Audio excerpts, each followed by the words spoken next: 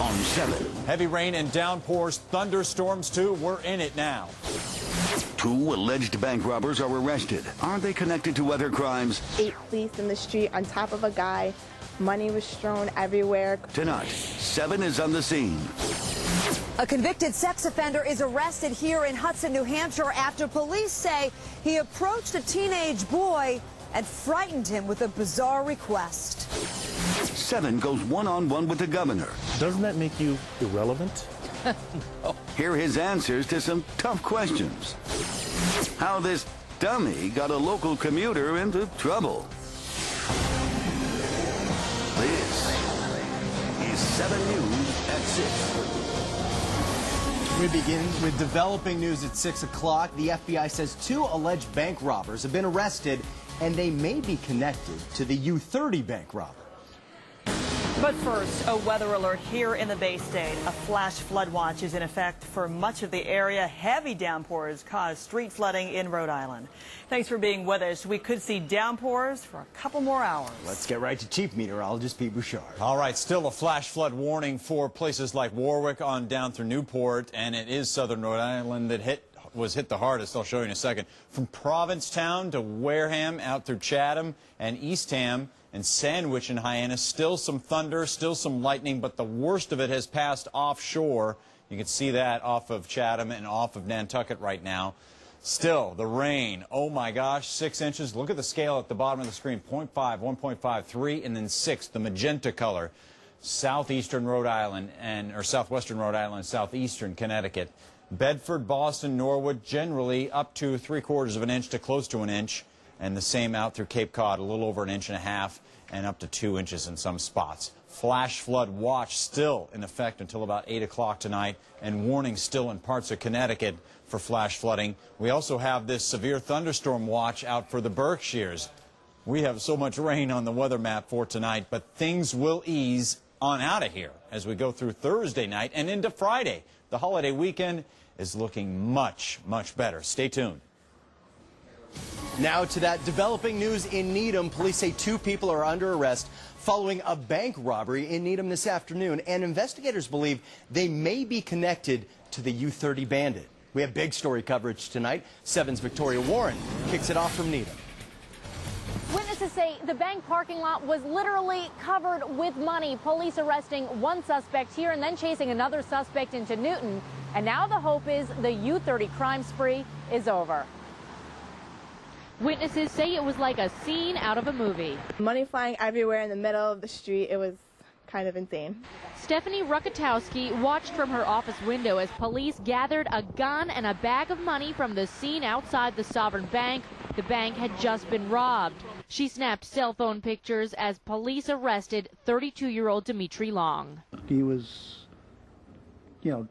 struggling while they were putting him on the ground. It took quite a few people to put him on the ground. He looked like in his late 20s, early 30s, normal build, not like big or small, just normal looking guy.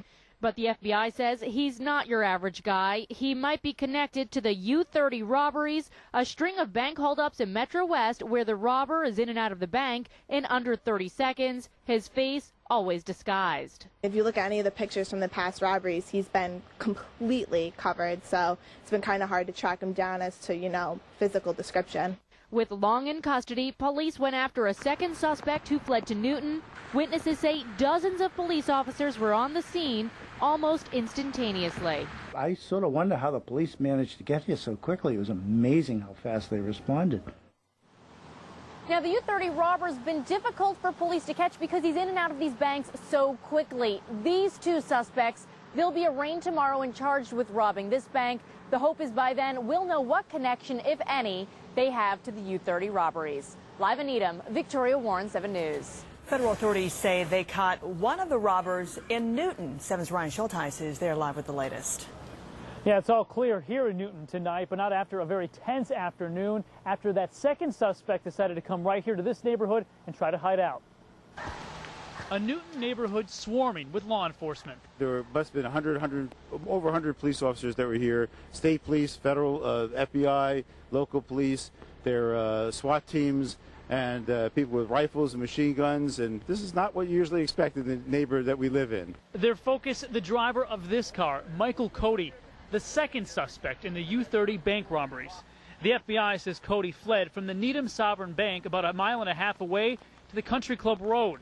He pulled into this house that was undergoing renovations. Witnesses say he tried going inside, but was quickly arrested. They just pulled him out. It didn't look like that he was resisting or anything. So it looks like at first he wasn't coming out willingly. Once he saw the guns, he decided, I guess I ain't got a choice, so he ended up coming out. The FBI concerned there might be other suspects entered the house with their guns drawn. So we wanted to make sure that the public was safe here and that we didn't leave anything unturned.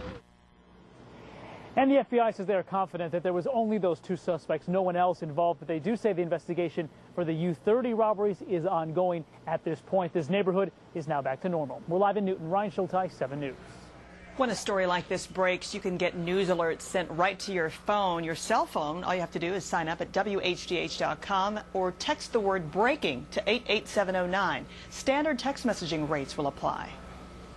Some breaking news tonight on the flu outbreak. 7's Dave Cartoonin is live at the Breaking News Desk. Well, 2 more H1N1 related deaths have been announced today. Both are victims from the Boston area. One victim is a 52-year-old man. The other is a 30-year-old man.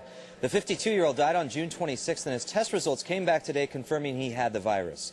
The second victim was hospitalized back on June 15th and died on June 29th. Now, health officials are waiting his test results, calling his death a probable case of H1N1. Now, these 2 deaths bring the total swine flu deaths here in Massachusetts to 1,287 confirmed cases of H1N1 have been reported in Massachusetts.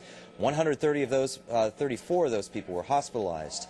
In Boston alone, there have been 475 confirmed cases of swine flu with 70 hospitalizations. Live at the Breaking News Desk, Dave Cartoonin, 7 News.